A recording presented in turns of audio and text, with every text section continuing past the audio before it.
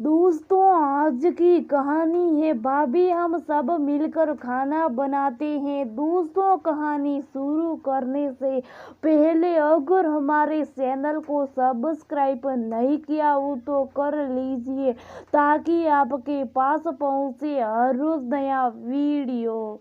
रूपाली की तीनों ननद छुट्टियों में अपनी मायके आ रही थी। कल रूपाली शादी के बाद अपनी ननदों से अभी मिलने वाली थी। अच्छे से रूपाली की शादी होती उसकी तीनों ननदें अपने ससुराल चली गई थी क्योंकि उनके बच्चों के एग्जाम थे। इसलिए रूपाली अपनी ननदों को अच्छे से नहीं जान पाई थी। ये पहला मौका था जब सब शादी के बाद इकट्ठा हो रही थी। रूपाली को अपनी नंदों के आने की खुशी तो थी पर साथ ही साथ डर भी लग रहा था। ये डर था उसकी सहेलियों की सुनाई हुई बातें।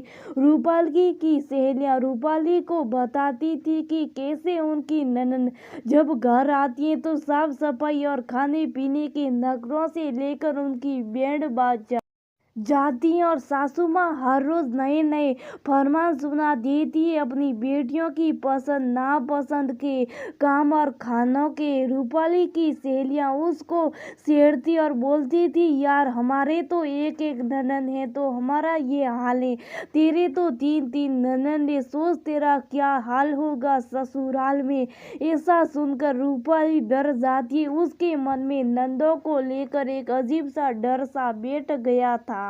उसको लगता था कि ननद बस मीन मेक निकालने के लिए होती है। दूसरे दिन रूपाली की तीनों ननद आ जाती है। रूपाली की तीनों ननद रूपाली को देखकर बहुत खुश होती है। तीनों ननद रात को घर आई थी। रूपाली और उसकी सास दोनों ने मिलकर खाना बना लिया था, इसलिए रात को ज्यादा बातें नहीं हुई। सबने खाना खाया और सो गए।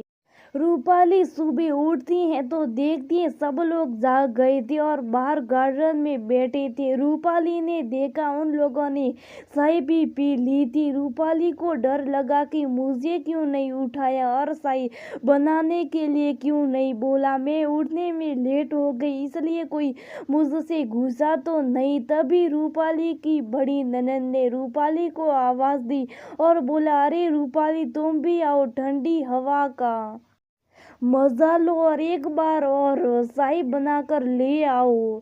रूपाली जल्दी से चाय बनाकर उनके पास आकर बैठ गई। रूपाली के मन में चल रहा था कि नाश्ता क्या बनाना है, लेट हो गई तो कहीं मुझे कुछ सुनने को नहीं मिले कि नाश्ता नहीं बनाया टाइम से। इसलिए रूपाली उठकर जाने लगी। रूपाली को जाता देख उसकी सास बोली, रूपाली कहाँ जा रही है, बैठ जा बेटा, अभी बातें करते। रूपाली बोली, माँ काम में देरी हो रही है। रूपाली की ननद फिर बोली, अरे भाभी आप बैठो, यहाँ काम हम इतने जने हैं, सब साथ में मिलकर कर लेंगे, फटाफट हो जाएगा। रूपाली उनके पास बैठ गई और खूब बातें करने लगी। थोड़ी देर में सब उठते और काम में के लगते। रूपाली देख रही थी उसकी तीनों ननद आपस में जल्दी जल्दी घर के सारे काम को बांटती है। रूपाली को नहाने के लिए भेज देती है। रूपाली जब नहाकर आती है तो देखती है एक ननद झाड़ू लगाकर पोछा लगा रही थी। किचन में सासू माँ और दूसरी ननद खाने की तैयारी कर रही थी। मम्मी जी सब्जियां काट रही थी। रूपाली को देखकर उसकी दूसरी ननद बोली, अरे तुम आ गई नहाकर, चलो मैं भी सब बच्चों को नहला देती हूँ, बाथरूम के सारे कपड़े मशीन में लगा देती हूँ। रूपाली पूजा करने चली गई। पूजा करके रसोई में घुसी तो देखा आटा लगा हुआ था, सब्जियां कटी हुई पड़ी थी। सासू माँ ने अपनी बेटी को बोला, जाओ अब तुम भी सब जल्दी से नहाकर आ जाओ, तब तक रूपाली सब्जी वगैरह बना लेती। रूपाली ने देखा घर के काम सब मिनटों में हो रहे थे। सासू माँ ने एक बार भी ये नहीं बोला कि अपनी बेटियों से कि तुम आराम करो, बहू कर लेगी सारा काम, बल्कि बेटियों को खुद निर्देश दे रही थी, ये करो वह करो। रूपाली ने सब्जी बना ली और रोटियां सेकने लगी। तभी छोटी ननद नहाकर आ जाती है और बोलती है, भाभी आप रोटी बेलते जाओ, मैं रोटियां सेकती जाती हूँ, जल्दी से बन जाएगी। रूपाली बोलती है, दीदी आप रहने दो, मैं कर लूंगी, वैसे कितना काम कर चुके हो आप लोग। तभी रूपाली की सास बोलती है, जब तू नहीं आई थी तभी भी तो करती थी ये सब काम, फिर अब क्या हो गया, काम तो वही है ना, और अकेले से थोड़ी होता है इतना काम, बढ़िया जल्दी काम होगा, फिर हम आराम से बैठ कर खूब बातें करेंगे, मस्ती करेंगे, वरना तुम अकेली इस किचन में पीसती रहोगी और फिर हम सब आपस में बैठकर कब तो बात करेंगे। तभी रूपाली की ननद बोली, सही कह रही है भाभी माँ, हम आपसे साथ समय बिताने आए हैं और हम तीनों बहनें काम पहले भी तो करती आई हैं। तभी बीच वाली ननद आती है और हंसते हुए बोलती है, भाभी हम यहाँ छुट्टियाँ मनाने आए, आपकी घंटी बजाने नहीं आए। और जब शोर शोर से हंसने लगती है, रूपाली को यकीन ही नहीं हो रहा था कि ननद इतनी अच्छी भी हो सकती है।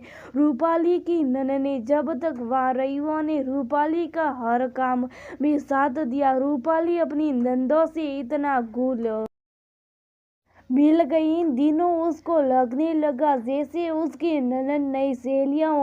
अपनी ननदों से इतना प्यार और अपनापन पाकर रूपाली खुशी से पागल हो रही थी। रूपाली की मजाकियों नंदों ने रूपाली के दिल में अपनी अमिट जगह बना ली थी। उसकी नंदों को लेकर सारी गलतफहमी दूर हो गई थी। सबकी ननद एक जैसी नहीं होती, कुछ ननद बहन से भी बढ़कर होती हैं। जब रूपाली की ननद ने छुट्टियां बिताकर जाने लगी, रूपाली की आंखों में आंसू आ गए थे।